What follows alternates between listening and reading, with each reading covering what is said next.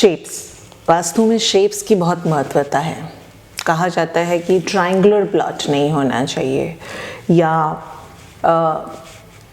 Irregular plot नहीं होना चाहिए, ऑक्टागन, हेक्सागन, ओब्लॉन्ग, इन तरह के शेप्स नहीं होने चाहिए। आइडियल शेप्स कौन से होते हैं वास्तु में? कभी हमने ये जानने की कोशिश की है?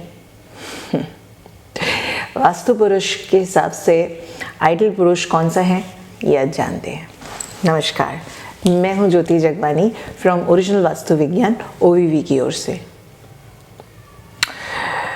ये एक प्रोजेक्ट है जिसको मैं स्टार्ट की हूँ और ये आने वाले समय में बहुत बड़ा प्रोजेक्ट हो जाएगा, जिसमें जितने लोग आप जुड़ेंगे आपको फ़ायदा होगा।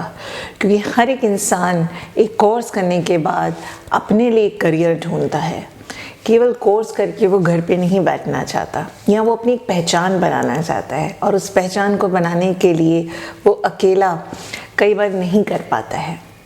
इसके लिए OVV शक्ति एक ऐसा प्लेटफॉर्म है जिससे अगर आप जुड़ते हैं तो ना बल्कि आप एक कुछ सीखते हैं, बट अपने लिए एक करियर बनाते हैं और घर बैठे अपनी एक पहचान बनाते हैं। तो मुझसे जुड़ने की अगर आपको इच्छा है तो आप मुझसे ज़रूर संपर्क करिएगा मेरे दिए गए नंबर्स पर। शेप्स के बारे में जानते हैं।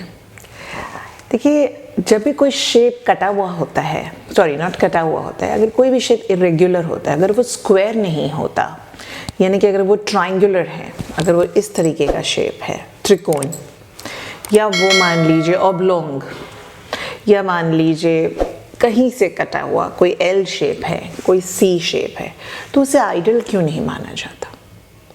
क्यों स्क्वायर शेप को आइडियल प्लॉट माना गया है या आइडियल शेप माना गया है?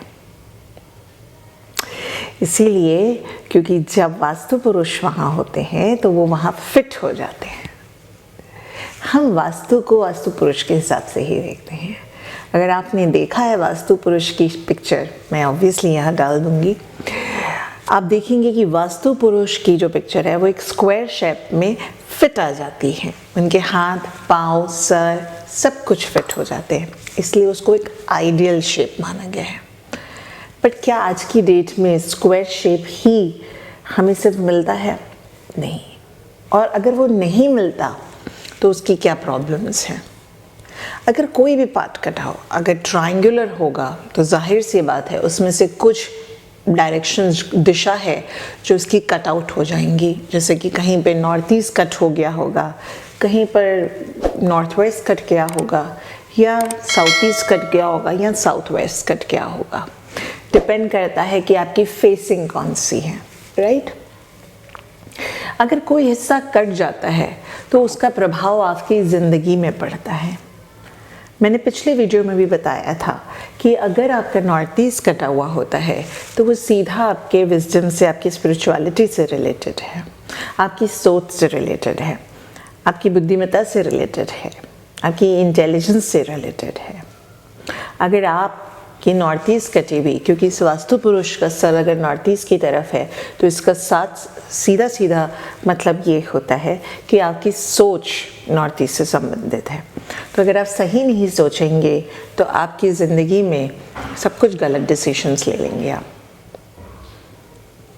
या फिर आप अपने नॉर्थ ईस्ट को दूषित कर देंगे, या वहाँ पे कुछ भारी सामान रख देंगे, या टॉयलेट्स बना देंगे, तो डेफिनेटली आप उस एरिया को, उस क्वालिटी को ख़राब कर देंगे।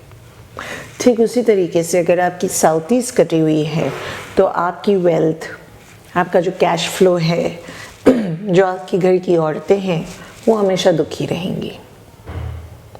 अगर आपका नॉर्थ वेस्ट में प्रॉब्लम है तो आपको अपने खाने के संबंधित, या फिर आपके जो जमा पूंजी है उससे प्रॉब्लम है, या जो आपके एसेट्स, आपकी प्रॉपर्टीज़ है उनसे प्रॉब्लम आएगी।